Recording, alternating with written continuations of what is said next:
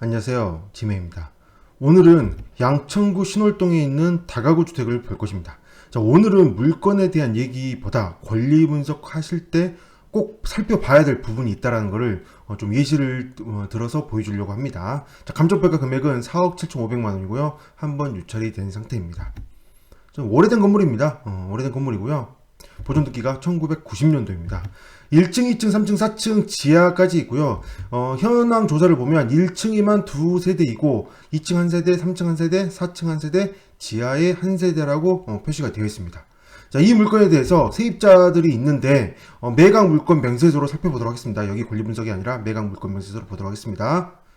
자, 매각 물건 명세서를 보면 1994년 2월 23일 날 근저당이 설정이 되었고, 그리고 4명의 세입자가 전입신고가 되어 있는데요. 전입신고가 되어 있는데, 자, 보다시피 이 중에 한 명만 특이하게 1996년도에 전입되어 있고, 보증금은 6,200만 원으로 되어 있습니다.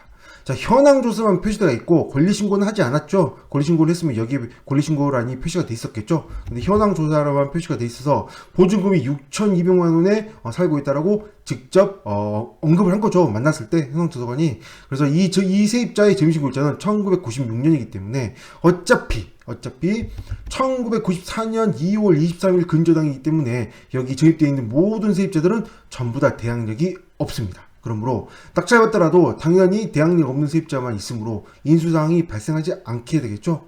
자, 그런데 이런 걸 한번 살펴봐야 됩니다. 이런 생각을 한번 해봐야 되는 거죠. 여기 있는 근저당 굉장히 오래됐습니다. 자, 근저당에 얼마의 근저당이 돼 있는지 등기부를 한번 보면, 자, 근저당은 1994년도에 근저당이 설정이 되는데 근저당 금액이 2,800만 원입니다. 2,800만 원. 오래됐으니까요. 1994년도니까.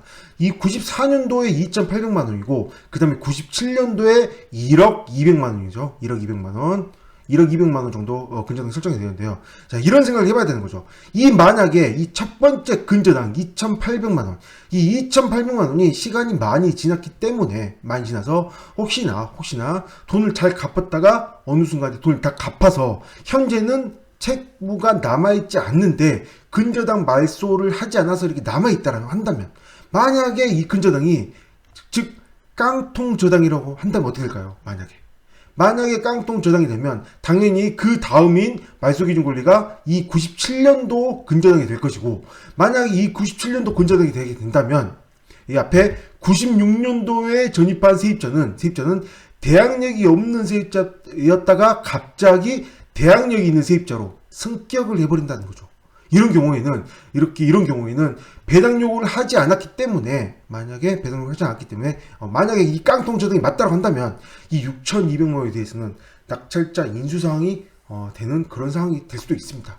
물론 97년도, 그 다음 근전에 97년도였기 때문에 이때 당시에 6,200만 원인지 아니면 그 이후로 계속 증액을 하다가 현재 6,200만 원인지 그거에 대해서는 알 수 없습니다. 나와있지 않으니까요. 단지 표면적으로, 서류상에 표면적으로만 봤을 때 그럴 일은 없을 거라고 생각이 되지만, 정말 최악으로 94년도 이 근저당 2,800만 원 이 근저당이 원래 없는 깡통이었고, 그리고 이 6,200만 원이 1990년도에 받았던 진짜 금액이 맞다라고 한다면 낙찰자는 6,200만 원을 인수를 해야 되는 그런 상황이 생길 수도 있는 거죠.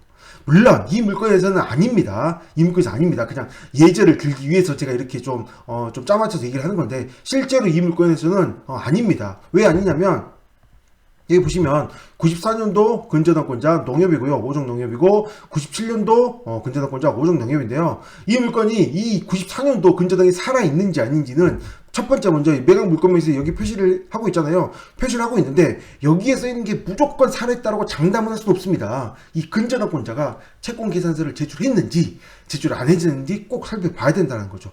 만약에 채권 계산서를 제출하지 않았다고 한다면 법원에서는 진짜 살아있지 않은지 알 수 없기 때문에 이렇게 표시를 해주거든요. 자, 이 물건 채권 계산을 제출인지 볼 수 있는 부분이 있죠. 여기 보시면 문건 송달력이 있습니다. 그걸 클릭하시면 법원에 접수된 모든 서류를 볼 수 있습니다. 이렇게 볼 수 있는데, 이 중간에 근저당권자 5 땡땡땡땡땡 채권 계산서 제출되어 있죠.